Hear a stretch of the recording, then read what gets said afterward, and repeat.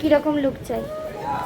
একদম সাবেকি আট পরে শাড়িতে যেরকম মাথায় ঘোমটা দিয়ে বসে সেরকম টাইপের। আচ্ছা আগে ছবি দেখছি। আচ্ছা, একদম একদম ঠিক আছে। এই ব্রাইডটি ছিল 5th মার্চের 4th ব্রাইড। তো ব্রাইডের থেকে জেনে নেওয়ার পরে মেকআপটা স্টার্ট করে দিয়েছিলাম।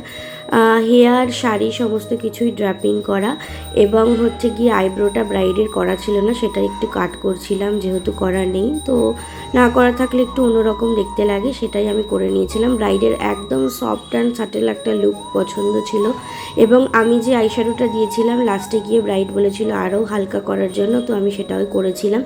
এখানে দেখতে পাচ্ছ আমি নথটা পরিয়ে নিচ্ছি। নথটা নাকেতে কিছুতেই বসতে চাইছিল না, তো যাই হোক অ্যাট লাস্ট বসেছিল।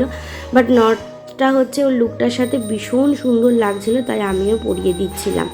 আর ব্রাইডের লোকেশানটাও ছিল অনেকটা দূর, দুনকি জাতীয় কিছু একটা নাম হবে। আমি যখন ঢুকছিলাম অলরেডি ওখানে মোটামুটি সন্ধে হয়ে এসেছে, তো এতটাই ভিতরের রাস্তা ছিল যে আমি বুঝতেই পারছিলাম না যে মানে কতটা দূর যেতে হবে। ম্যাপ খুলে যাচ্ছিলাম তাও যেন সব গুলিয়ে যাচ্ছিল, এত অন্ধকার ছিল বন জঙ্গলের মধ্যে দিয়ে।